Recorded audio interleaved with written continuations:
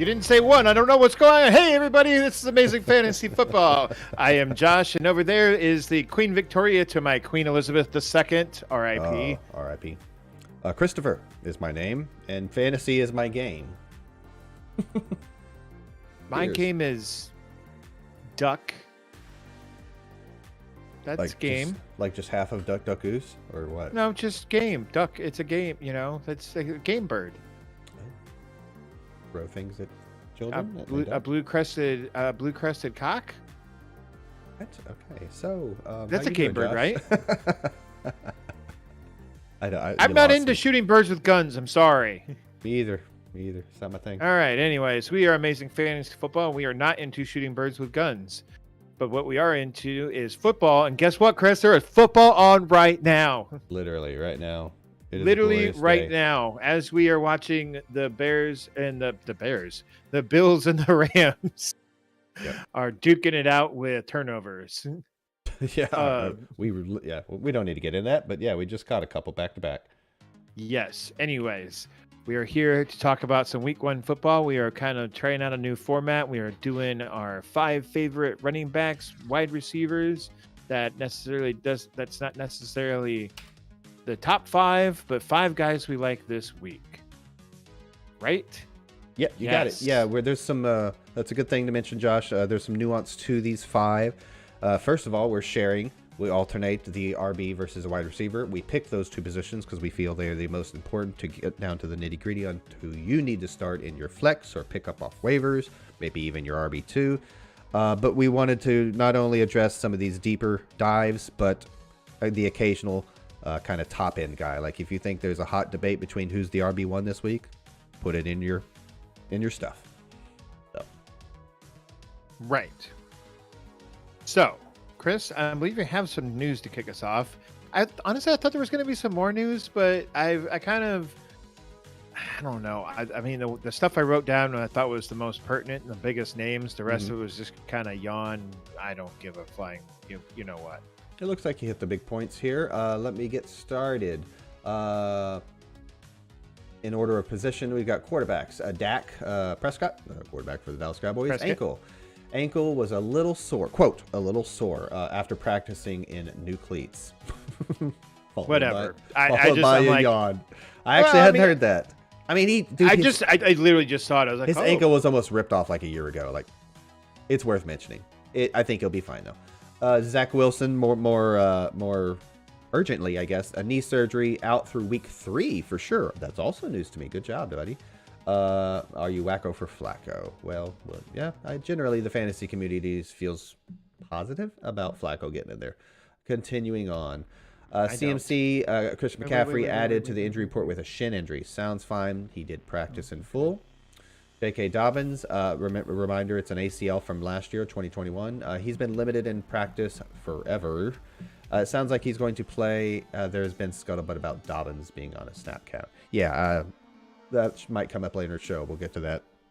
Yeah, I kind of feel like, sorry to stop you here, but I mean, like, they signed Kenyon Drake, and people were like, oh, they signed Kenyon Drake. I'm like, I don't think that's necessarily to do with Dobbins. I think that's more to do with the fact that Gus Edwards is, I think he's on the PUP, so he's missing the first 4 weeks. Yep. And precisely. I think that's why Kenyon Drake got signed, and also because, and sorry to kind of poke a hole in your balloon here, I think Mike Davis is extremely pedestrian. Well, don't poke my balloon yet. Let poke it later. All right. Next, we've got still on the RB position. Chase Edmonds, groin injury. Practice in full today. Sounds like he's ready to roll against the Patriots this week. That's good news. That's good news for a guy that I think is an important RB2 for a lot of folks. Miles Sanders, hammy sandwich, aka a hamstring. Practice in full Wednesday.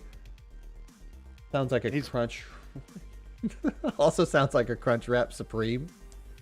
These are not my notes, folks. Like a Crunchwrap Supreme. He's good to go. Oh, okay. Like the old ad for Crunchwrap Supreme. Good to go. Right. That is a long time ago, man. Man, we used to say that all the time back at the saloon. I do remember that reference now, actually, now that you're jogging my memory, because my memory usually needs jogging. Onward and upward, we've got Ken Walker III. Hernia, supposed to get reps today. Pete Carroll's BS. Yeah.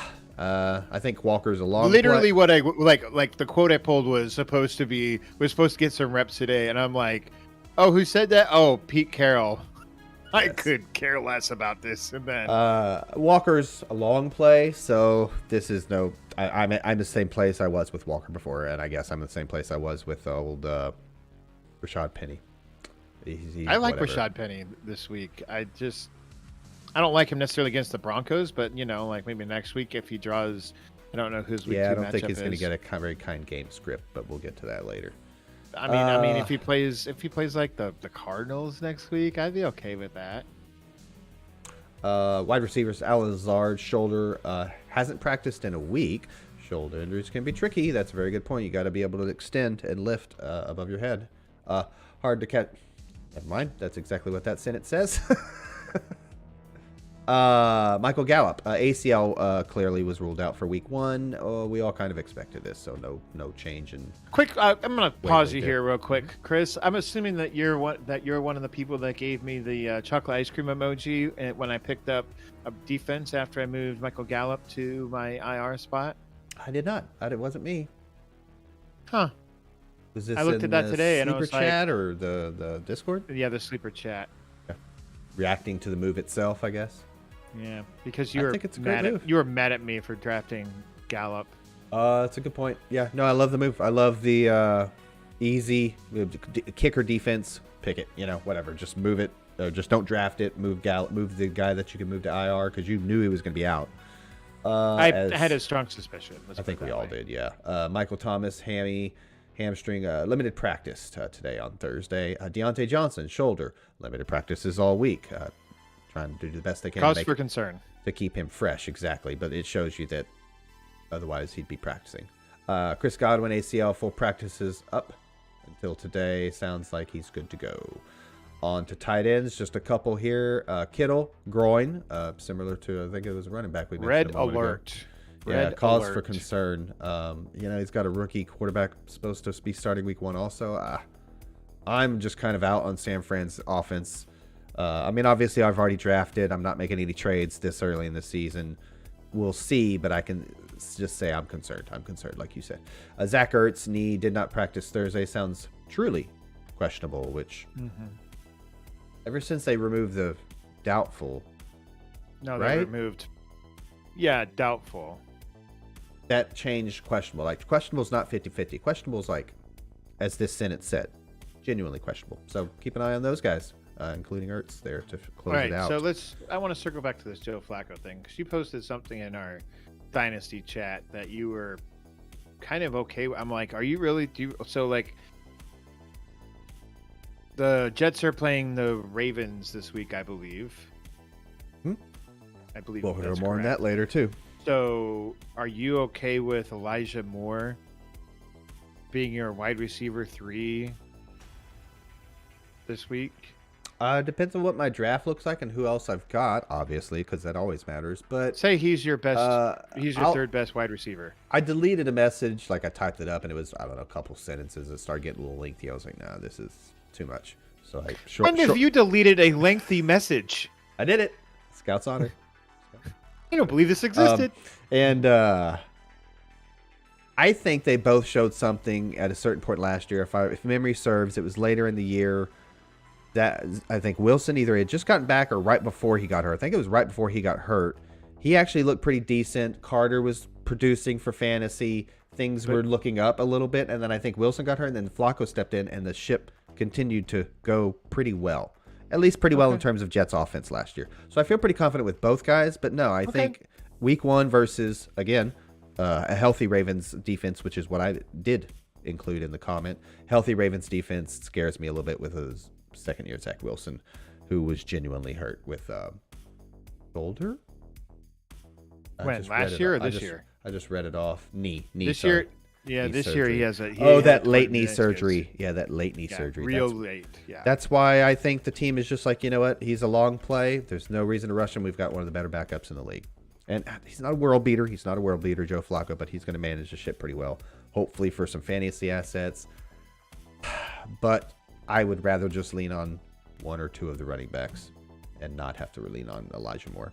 I think this compiles my Brees Hall fear. No offense to you, buddy, but I just That was one of the reasons why I deleted my comment. I was like, this is a little too mansplainish.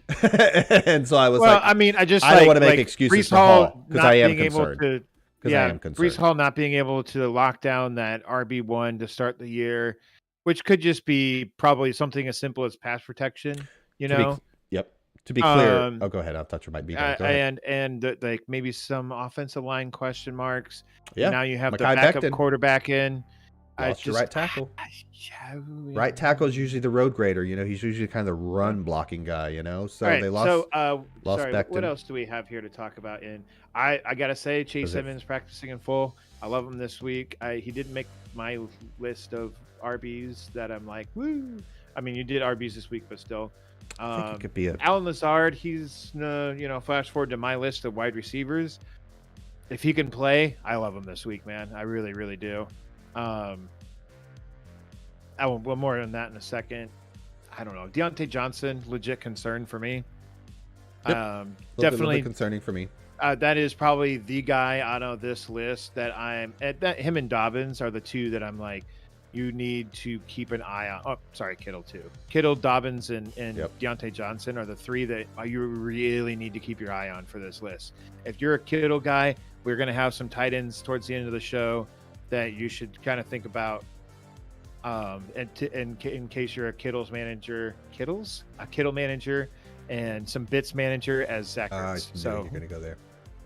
It was like a tee on a ball on a tee, and I was just. I set that tee down and I placed the like, ball there, and like I just whacked it into the hole. You like jumped in the batter box in front of me. It was like pa-ting. Anyways, all right, buddy. Why don't you get us kicked off with some of the 5 running backs you like this week? Yep, we're alternating, right? We're alternating.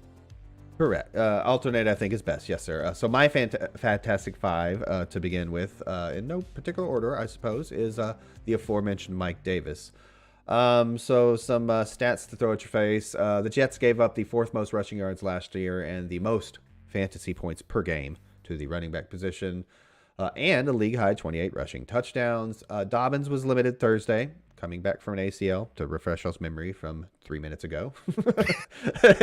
Every indication has been they're going to be cautious with him. I think they've kind of proven a couple times they can plug a guy in there. However, the aforementioned guy, Gus Edwards, who I think is a talented dude and a big back and fits that role well, is going to miss the first 4 weeks at a minimum because he came into the regular season on the PUP. Hey, Chris. Yep. J.K. Dobbins coming back from an ACL injury. What did I say? That I'm just making sure that everyone knows that he's coming back from an ACL injury. Just remind him one more time from 45 seconds ago. Yeah. 45 seconds ago, J.K. Dobbins coming back. And one last little tidbit here for you. They did bring in Drake, Kenyon Drake. Hey, he's a veteran. I would call it a proven guy. But Mike Davis has been a guy in the offseason. Drake just got there. I do not believe a veteran coach like Harbaugh is going to throw in Kenyon Drake week 1. I think got there. He got there like 3 I think weeks it's Mike Davis's opportunity to win or lose. And even if he is a mediocre back or less, depending on one's opinion. Week and a half ago. Week and a half now? For Kenyon Drake. Yeah. I still think Davis is the guy. Sorry, I thought it was longer ago than that, but yeah, it's been a week and a half. Yeah, I think it's Mike Davis's role to win or lose, and whether he wins it for a longer amount of time or not. What we're talking about in this show is week 1, and in week 1, I believe it's going to be Mike Davis, and against a team like the Jets, I like him to actually play pretty well. The Jets. Yes.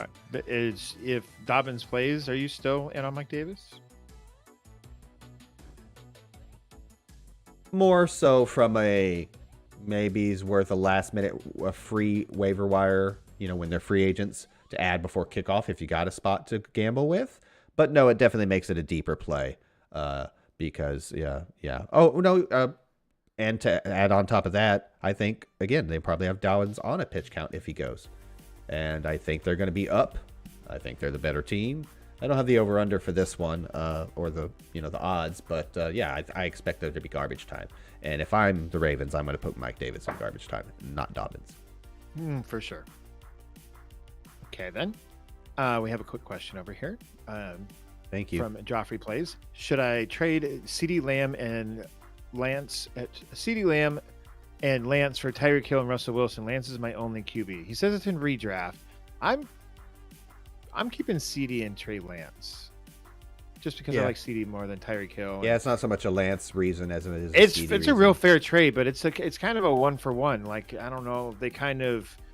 It's literally a quarterback and a receiver. You get maybe a lesser wide receiver with a better quarterback, but a better wide receiver with a lesser unproven quarterback. You know, CeeDee Lamb being the better wide receiver. Yeah, I'm keeping right CeeDee. Now, a better situation at least. I'm keeping CeeDee. I mean, you took Lance for a reason. Maybe you like running quarterbacks. Maybe there's another guy you can grab. Punted quarterback till the very end, and he got that. So bleak. He says it's redraft. It's in the redraft. I'm holding CeeDee, and I think you're going to get a lot more rushing upside with Trey Lance too. Yeah. And what if Lance just catches the world on fire? That's not how it goes. Anyway, he catches the world on fire. We're keeping CeeDee. Thanks, Joffrey. I almost said Jeffrey. If he threw the world on fire, that would be a little bit better. I tried to back up, Josh. You're taking me back down the path. Oh no, I'm going full bore. I'm going straight ahead, man. All right, so you're up next. There ain't no backing up this thing. You're up next. We go forward. We don't ever go back. You're up next with the first of your Fantastic Five. My first wide receiver is the aforementioned Allen Lazard. Of course, this is based on his health for this week. I think he's going to play, and it's just being precautionary. The fact that he was a little banged up for like the last couple of weeks is a bit concerning, but he's still been practicing, albeit on a limited basis. Allen Lazard was the wide receiver 45 last year, so there's that. I didn't realize that he'd been in the league for 5 years either until this morning. So I'm a little hesitant on Lazard, but he was an undrafted free agent, a rookie free agent. He played the Vikings one time last year. They're in the same division, so they typically play twice. But he played in one of those games, and he scored 16.2 fantasy points in that game, and that's with Devontae Adams in that game as well, where Adams scored 19.6 points. I'm not trying to be a lazy fantasy analyst here, but with Devontae Adams gone, there's 31 red zone targets vacated. Obviously, Aaron Jones and AJ Dillon will pick up some of them, but at 6'5", I think Allen Lazard is built to be a red zone weapon. I'm not really scared about the other pass catchers, wide receivers, that is. I mean, Romeo Dubs, and Christian Watson, they're both rookies. Historically, Aaron Rodgers doesn't put his faith in the rookies. Not saying that can't change, but historically he doesn't, especially in week 1. Amari Rodgers is another guy who's, he's coming in his second year. He's just kind of another slot guy on a team with slot receivers. Has had an extremely quiet offseason. Like, I haven't heard a peep about him. And, Randall Cobb, he hasn't been fantasy relevant really since, Obama was in office. So, honestly, dude, I'm in on Allen Lazard this week. What if Allen Lazard, he's not the fastest guy in the world, but neither was Devontae Adams. Devontae Adams, he's known for his footwork. What if Allen Lazard picked up a lot of that kind of footwork stuff from Devontae Adams? I hear they were kind of buddy, and both being wide receivers on the same team and everything. What if Allen Lazard picked up some of that footwork? He's already worked the sideline pretty good for the Packers. He just never really got a ton of chances there, with Devontae Adams being the target hog and Aaron Jones catching the ball well out of the backfield. Chris is number 27 pass catcher out of the backfield. Running back catcher. Anyways, so Allen Lazard, man, like I tried to get him on the cheap as much as I could in dynasty drafts. So yeah, for sure. I'm maybe a little bit biased there, but I just there was some point in the offseason I'm like, what if Allen Lazard really is going to be a thing this year? And you were getting him in like the 8th round, and he gets a good matchup this week. And the Vikings defense, they gave up the most points to fantasy points to wide receivers last year out of all the 32 teams. Obviously, Packers can't give up fantasy points to their own wide receivers, but right. But I'm just saying, it'd be cool if they got. No, I'm just kidding. I based a lot of my wide receiver love on defensive scoring from last year, or how defenses did against wide receivers last year. Yep. Oh, I've got my fair share. But I mean, of that, my analysis also. It's week You know, one. What else do we you have had to go start on? somewhere for week Yeah, one. it's week one. You Exactly. drafted him in the 3rd round. You better start him. Yeah, clearly we're going to acknowledge there's been personnel changes for each and every defense that we're going to talk about. But again, you got to start somewhere. So right. my next guy, if you're all finished up there. Yeah, what's your next running back guy? Next running back is Melvin Gordon for the Denver Broncos, playing the Seattle Seahawks. Chris? Yep. Mm-hmm. You don't like Melvin Gordon. He is the illegitimate father of your firstborn. Must be true, but fantasy. And you and Melvin Gordon didn't sire your firstborn daughter. Hey man, fantasy and analysis, fantasy analysis above all, right? No. Melvin Gordon, the Seahawks defensive line ranked 29th per PFF. Does rank 29th coming into 2022 per PFF. They gave up the 3rd most fantasy points per game to the running back position last year. With Denver being favored by 6.5 points and a 44-point over-under, I expect Denver to pull out to a lead in Russ's revenge game. That should give Gordon some garbage time carries to help ice the game away. I'm not saying they're going to put Javonte in the rest him too soon. I'm sure he'll have plenty of time to get his fair share. I just think they're going to have a tough time stopping the run and everything else for that matter. So I think he's a fine, whatever we call it, flex. Maybe a keep an eye on a waiver type of guy. Massage the roster. I think Melvin Gordon was widely drafted, buddy. But yeah, exactly. I'm just saying. But maybe he gets dumped this week for the kicker or something. Maybe. Yeah. Well, I was going to say maybe he scores like 12 points. It's a 10-team league, but then there's some running back that we don't know of that popped off for 20-some points. Tyler Algier. But let me put it this way: both my guys so far, if not all of them, they're great matchup guys. You got a great matchup. I'm not arguing with that. I know. I'm arguing with explaining Mark to the Davis viewers. One, but still. Anyways, who you got next? My next guy. This one's a short one. It's Deebo Samuel. This is kind of the low-hanging fruit guy here. Mm-hmm. He was drafted in like the 3rd round, so he's maybe your wide receiver 1, and rightfully so after what Deebo did last year. Obviously, Chris, you had some concerns about the 49ers offense just with the rookie quarterback and everything. I'm not too worried about it. The 49ers are playing the Bears this week, buddy. Oh, boy. Nice. Yeah, and this is a Bears team that seemingly dismantled their entire team other than quarterback and wide receiver for... Yeah, exactly. Mm-hmm. Last year, the Bears gave the 7th most fantasy points to opposing wide receivers. They did little really to inspire me to think that that's going to change at all. And with the news of Kittle potentially being out this week, that just furthers my love for Deebo this week. And maybe it could be more of a Brandon Ayuk or something like that, but I don't know. Until I see it differently, I'm going to go full steam ahead on Deebo. I hope that Brandon Ayuk does a turnaround because it's pretty hard for me to root against players except for Deshaun Watson. Mm-hmm. I think as of right now, Deebo's your guy that you want. They gave him did they not give him a big contract? Yeah. They don't usually give guys big contracts and then stop throwing them the ball. For sure. Deebo's gonna be there on the sidelines that says, being like, throw me the ball. Throw me the ball. Why Kittle aren't you could not play this week. Kittle could not play this week. I said that. Oh, sorry. I was moving some stuff around. But thanks for that. Hey, Chris, did you know that J.K. Dobbins is coming back from an ACL injury from last year?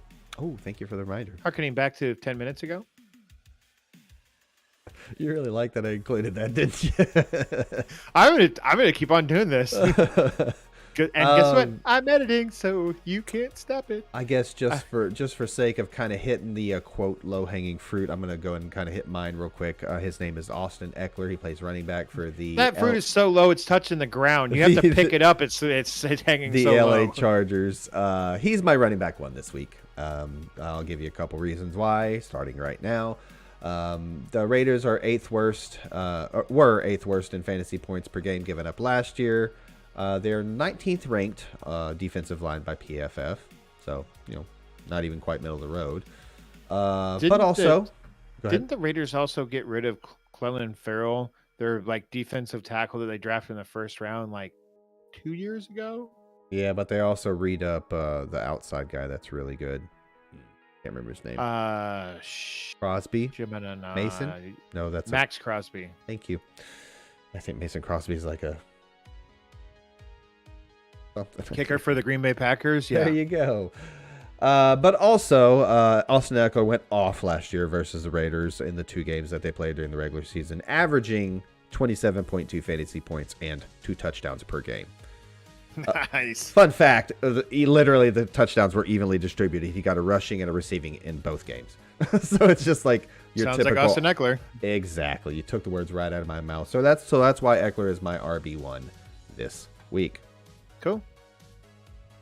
I'm assuming you're done there. I'm gonna stick with the Los Angeles Chargers here.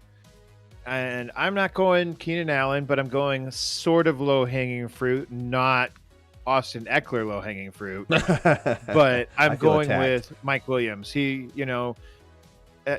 this would be the Mike Williams of the Los Angeles Chargers, not the Detroit Lions of yore. Or did he play for the Cowboys too?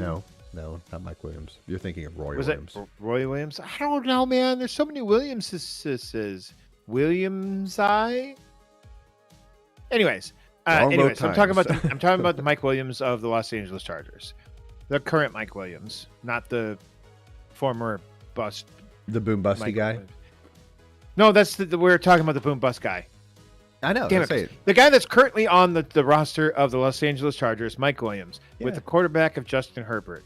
Why do I like Mike Williams this week? I know he's a real boom bust guy, like we already kind of covered, but I think there's a pretty easy path to fantasy success this week. And why he can't be, like I said, I know he probably drafted him in like the 4th round, hopefully as your wide receiver 2 and not 1. But he's playing the Raiders this week. Like Chris already said, the Raiders defense isn't very good. They got rid of Casey Hayward. So it's probably going to be Rocky Yassin covering Mike Williams, who Mike Williams is definitely bigger than Rocky Yassin and probably faster than him as well. So even if he gets Nate Hobbs, who I believe was pretty decent for the Raiders last year, it's still just like Mike Williams is going to win those 50-50 balls. And I have one thing to admit. Here's what Mike Williams did against the Raiders last year. 1.6 fantasy points. And guess how many points he scored to get in their second game? 1.6? No, 22.4. Boom bust. Yeah. Boom bust. What a dumb answer. You're right. I should have realized that. Silly I was like, dude, it's going to be really high. Silly me, I know. Got numbers and names running through my head, and I was like, the same thing you just said? I just think with the Raiders getting rid of Casey Hayward, and I think that there's a lot of potential here for Mike Williams to be a fantasy asset for you and to not bust this week for you. I was going to look at what he did in last year in week 1, it was amazing. And I think the year before as well, he was good in week 1 as well. I hate to make correlations of, being the Sammy Watkins where he goes off in week 1 and then just torpedoes your team for the rest of the season. But I'm the one who just brought up Eckler destroying the Raiders last year. Same thing. Yeah, man. It's all we got to go on in week 1. And, it could be a smorgasbord of points for the Los Angeles Chargers this week. And I mean, dude, I'm gonna have to start Devontae Adams in Dynasty. I don't have to, but I'm scared, man. I really am. My biggest hope as the reigning champ is that my opponent forgets to set his lineup. Hey, I'm worried about Breece Hall. I'm not even sure I was starting him. I didn't check my lineup. I did a couple days ago. So anyway, on to my next of my Fantastic 5. Yes, we're gonna try on some alliterations for size, folks, during the next couple of weeks. I'm kidding. Where was I? So here's one that might give you a little bit of staying power. By staying power, I mean like a couple weeks. Naheem Hines. He gets Houston this week. Fourth worst in fantasy points per games last year to the running back position, and ranked 28th by PFF in defensive line ranking. And he gets Jacksonville next week, 11th in fantasy points per game in 2021 to the running back position. Yeah. And 28th in defensive line ranking by PFF this season. Similar reasons to Gordon earlier. I expect the Colts to take care of business here. This is a bad Houston team. As much as we have, kind of beat the Brandon Cooks drum, and even the running back has obviously shot up the ADP chart. I expect Colts to take care of business. So there's going to be some garbage time. There's going to be some chances for Nyheim Hines to spell Jonathan Taylor. I know he's not the between the tackles guy, but they like to put him in space. He can be, though. Yeah, they like to put him in space. They like to extend the run game by the short passing game to people like Hines. Extend. So, yeah, extend. I said extend. So, yeah, I feel good about that play.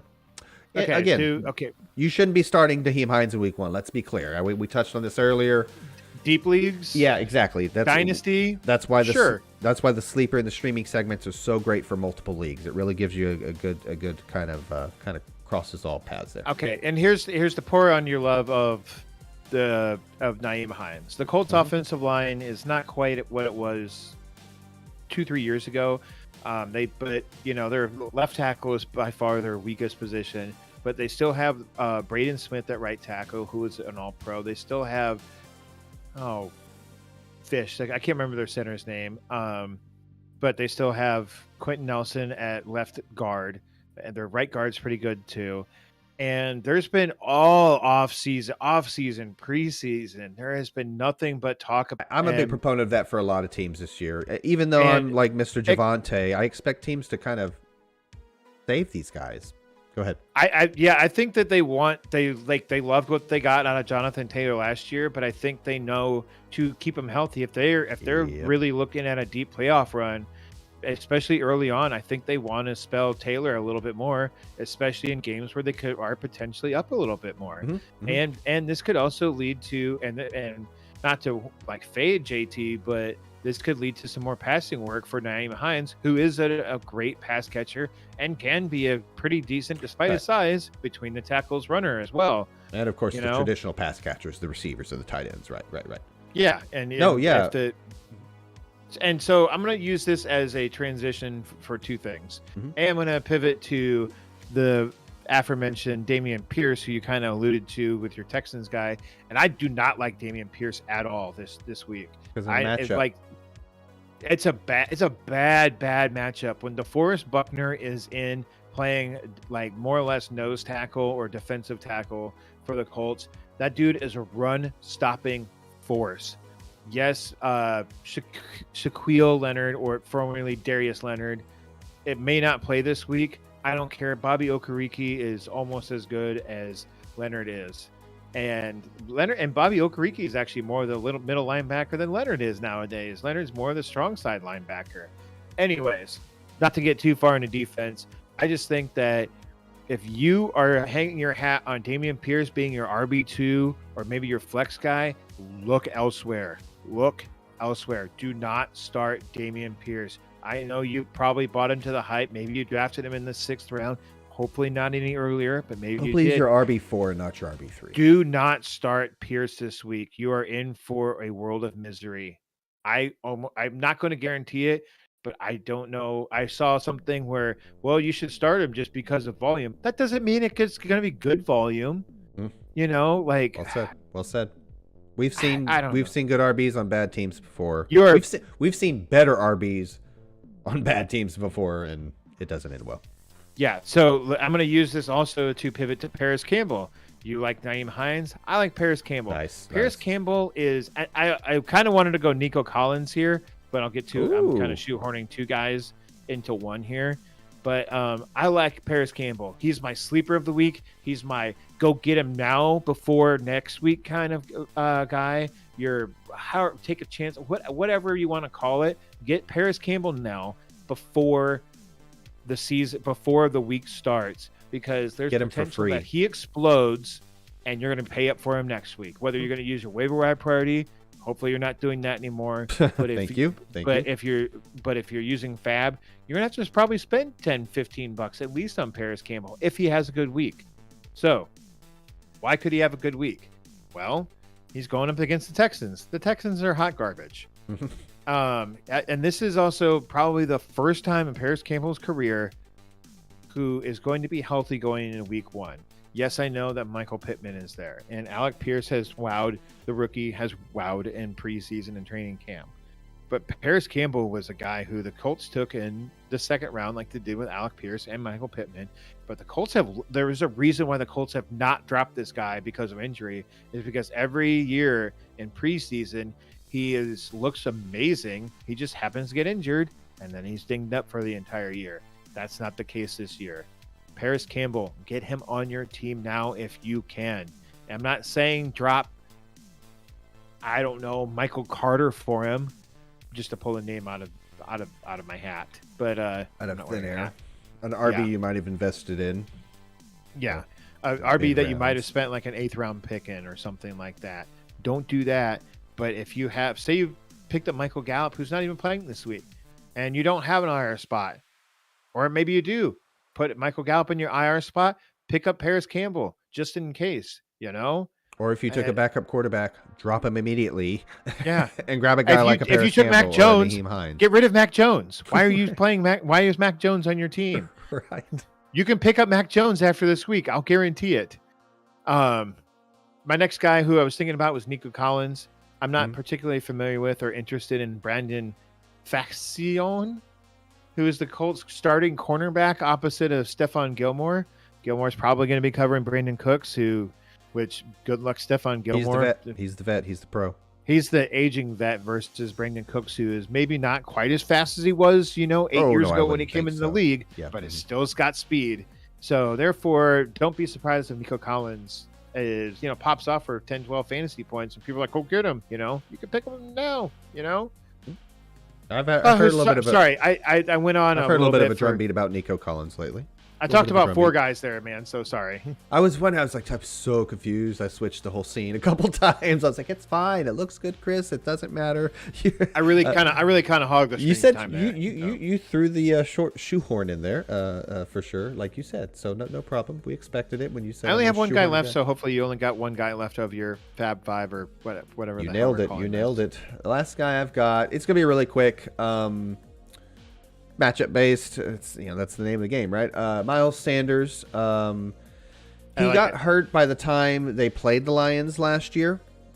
Reminder: the Eagles play the Lions in Week 1 this year. Weird. So the Wouldn't have guessed. numbers I'm going to give you are the guys that played running back in Sanders' stead. We all know they had a bit of a committee. I think Sanders was probably still around 65%, so still kind of a RB1 as it were. For the team, at least 144 yards and 4 scores given up by the Lions versus the Eagles last year. Sanders. Yes, that's sorry, right. say that line again. In the game, 144 yards and 4 scores given up by the Lions. I thought I heard that wrong. You did say 4 touchdowns. Okay, wow. Yeah, I know that. I did a double take too. I was getting stats together and I would say throwing it together, but hey, we only have so much time. No, yeah, so. Again, we only have so much to go off of coming to Week 1. This is a quick one. Sanders is a guy in a run-heavy offense on a team that's not so good on stopping the run. So that's my final Fab 5 guy there. 4 of which I wonder if the Lions' defense was really banged up by that time last year. I know their secondary was. If memory serves, it was several games into the season. Several. Anyways, that's your last guy, Miles Sanders. I kind of like it. I don't like the stat that Miles Sanders didn't score any touchdowns last year, therefore he's hot garbage.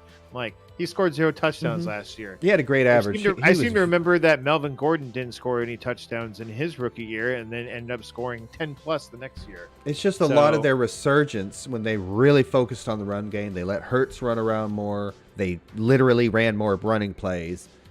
He was less a part of that because of injury. However, he was very efficient early in the season, like 6.1 per carry or something, like 90 yards a game. It's crazy. So, he's going to rushing for 90 yards a game and not scoring a touchdown. I'm sorry. That's like Julio Jones, like. You know what else I was going to say? Right. Okay, I'm going to say it's unlike Julio in that now we're going to expect a statistical regression to the mean. Progression to the mean, whatever. I refuse to change. I say everyone's wrong and I'm right. Because I'm an only child, damn it, and so that's true. All right, so I mean, what do we got up next? We got what I would like to coin as our super stream segment, maybe Excuse something me. along those. I'm sorry, host. Me. I'm sorry, hoster. I'm thinking out loud. This is the first time we've done this format. Stop thinking. Anyways, stop thinking. My last guy is Juju Smith-Schuster, the newest wide receiver. Oh, you had one more. I'm sorry, my bad. The newest wide receiver, one of the Kansas City Chiefs? ? Yes, Chris, I have been beating the MVS, the Marquez Valdez-Scantling drum all off season, but that was more of a late round what if pick. What if he's just that guy? But it seems like it's Juju for right now. It was early on. I thought it was all smoke and mirrors at first. It kind of sounds like it's going to be Juju right now. And it sounds like Patrick Mahomes is, kind of that's his kind of go-to guy.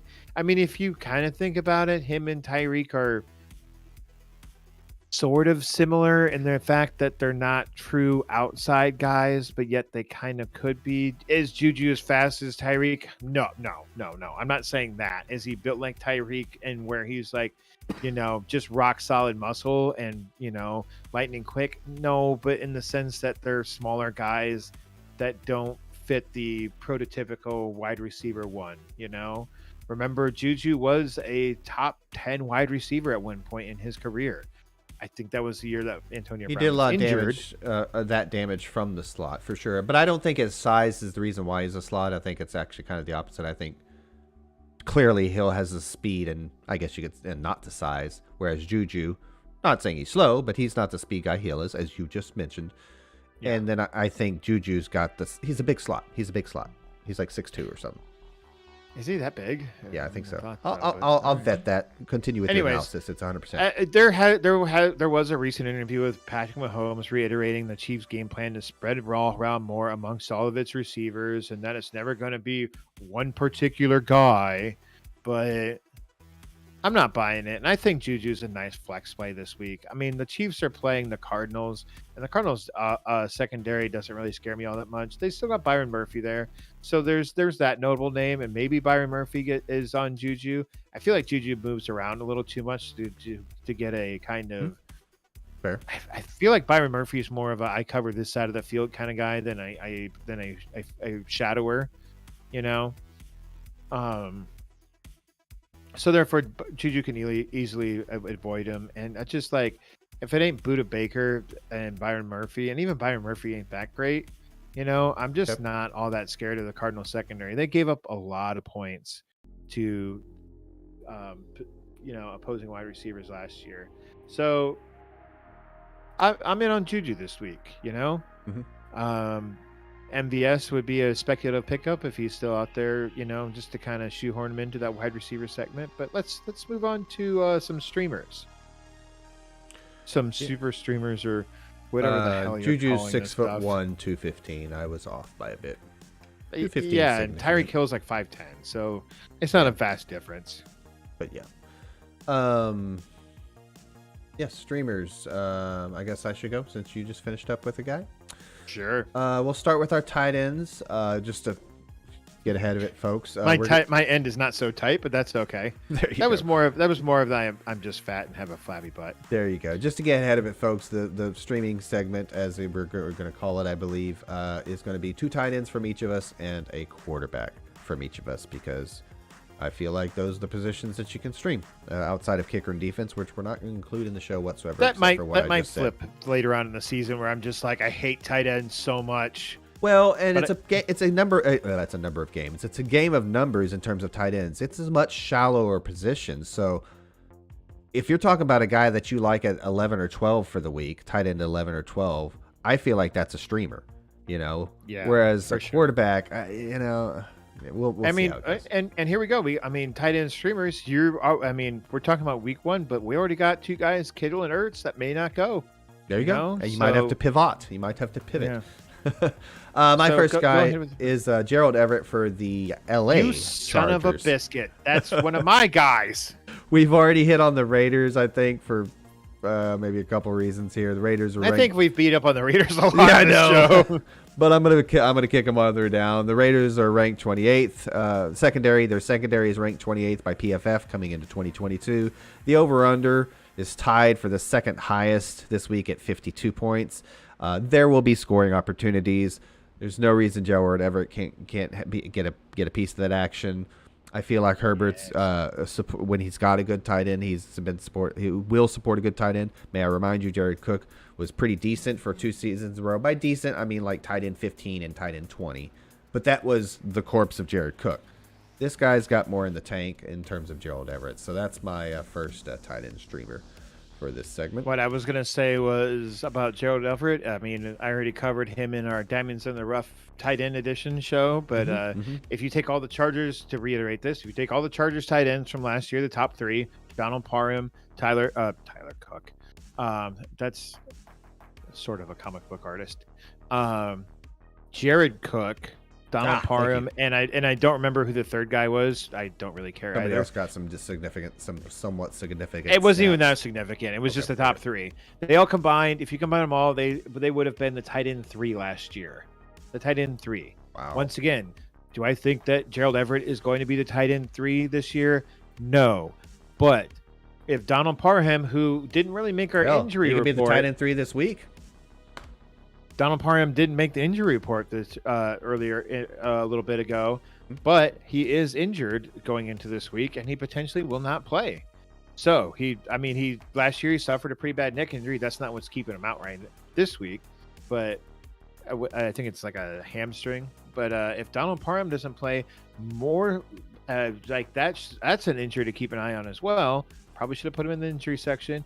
That should boost Gerald Everett even further, especially if you don't have George Kittle playing or Zach Ertz.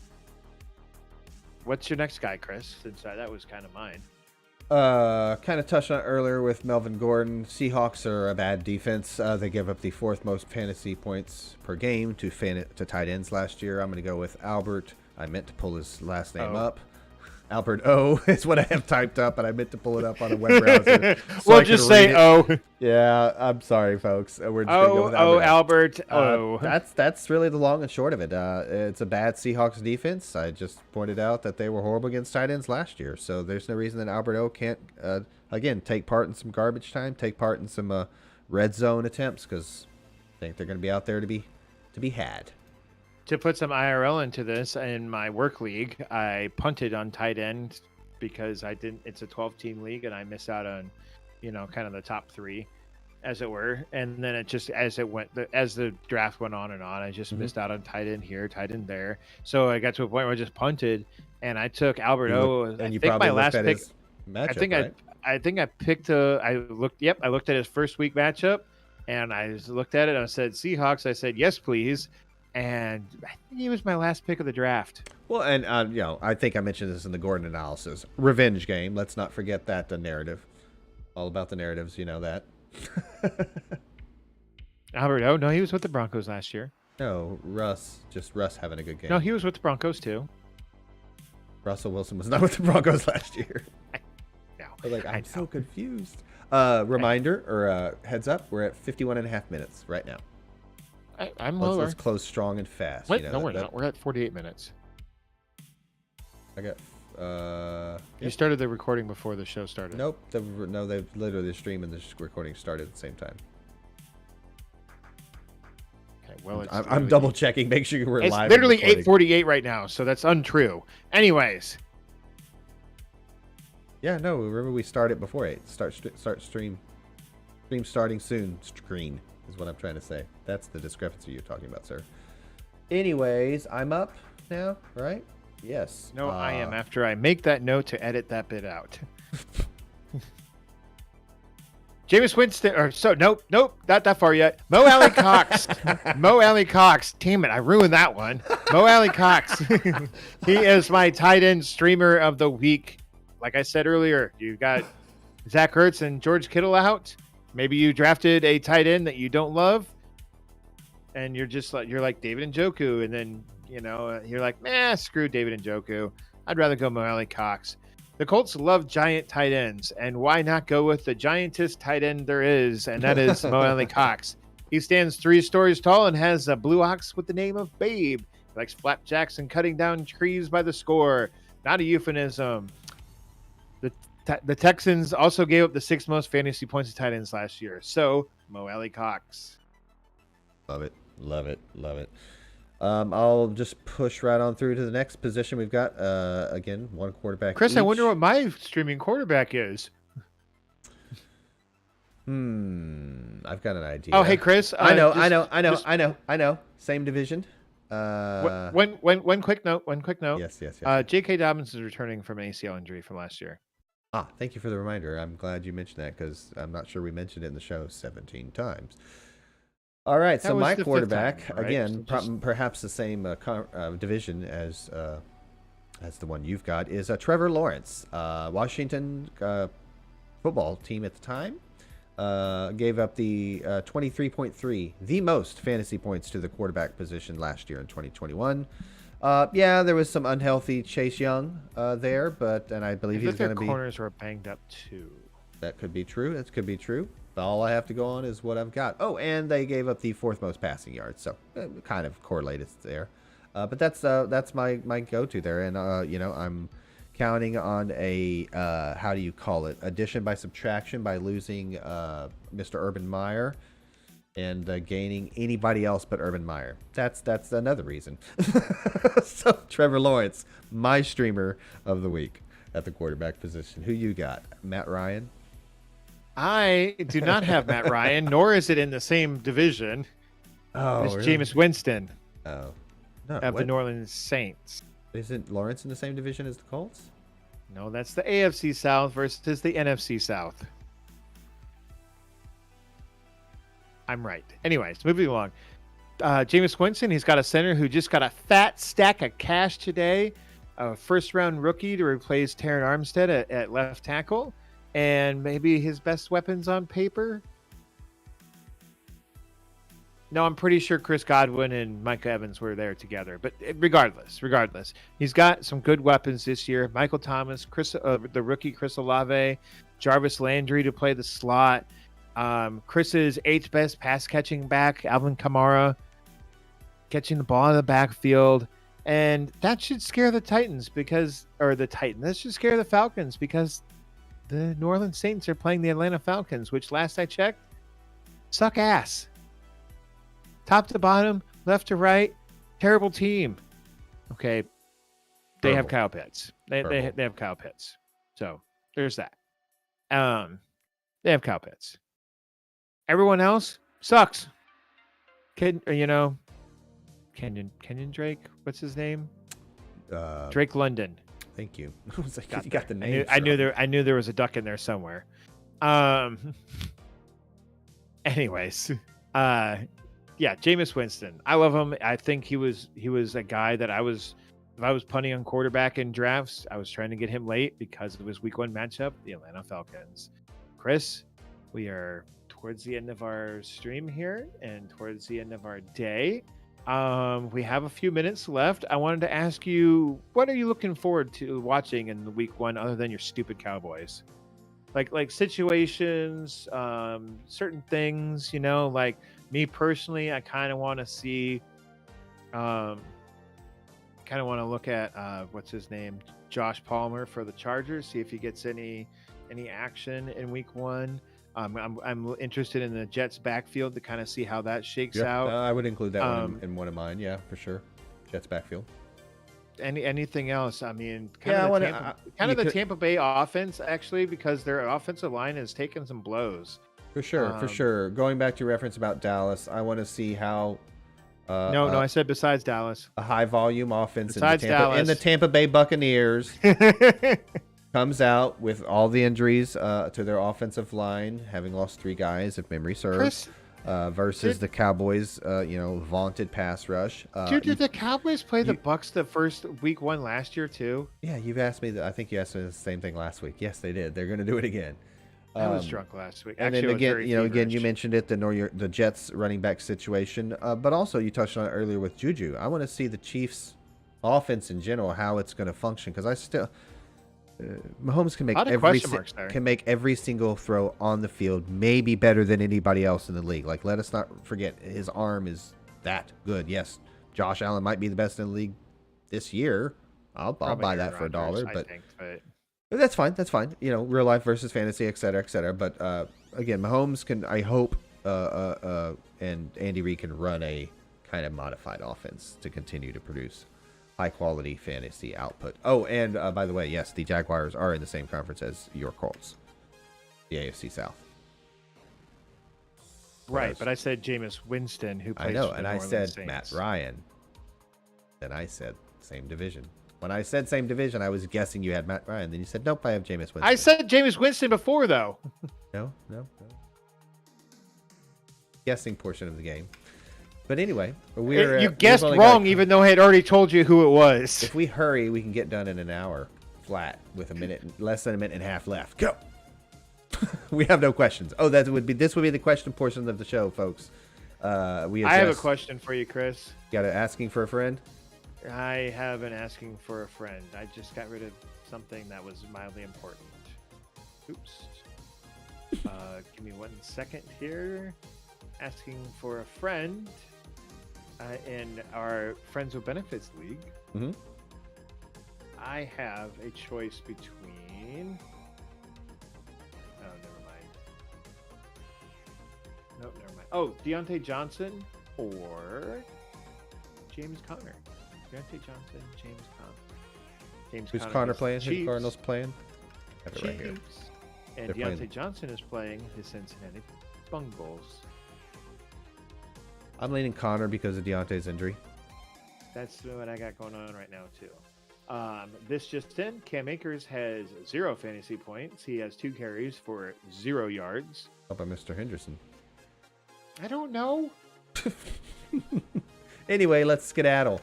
No questions. So we got an asking for a friend in there. I don't know. I don't have an asking for a friend. I'll be honest. My lineups are set. By my lineups, I mean my friends' lineups that ask me questions. All right, cool. So we've been Amazing Fantasy Football. This has been our week 1 coverage. If you would like to check us out, if you missed the stream and you want to check us out in podcast format, you can always do that. If you are only listening in podcast format, please come check out the stream Thursdays, 8 p.m. Chris, what else can they do to help us out? Links will be in the description. They can like, share, and subscribe for weekly fantasy content. Mm-hmm. Give us a rating or review wherever possible and with the podcast. And you can follow me on Twitter at JoshAFFB. Chris, where can they follow you? At ChrisAFFB. No, at AFFB Chris. Dang it. You had it right like 3 weeks in a row, and you screwed the pooch. I am truly in week 1 form. Wowzers. Anyways, we've been Amazing Fantasy Football. We already gave you our sleeper. Chris, do you have any sleepers real quick before we take off? I gave you mine, and mine was Paris Campbell. He was your added sleeper, if you will. Real quick, top of your head. Tony Pollard. That's not a sleeper. That's not deep enough, is it? No. Deep dive. Can I give you one? Can I give you one for you? Throw it out there. Tyler Algier, running back for the Atlanta Falcons. He was going either undrafted or really late in drafts. If he's available in your league, think about picking him up. Maybe he'll have an okay day. Pick him up, he's probably not going to have that. The Saints have a pretty good run defense. I was just going to say, yeah. But what if he gets a lot of touches, I mean, and week 1, with rookie running backs, you're kind of looking for more usage than actual production. He can get 4 fantasy points and 18 touches, and you're like, sign me up.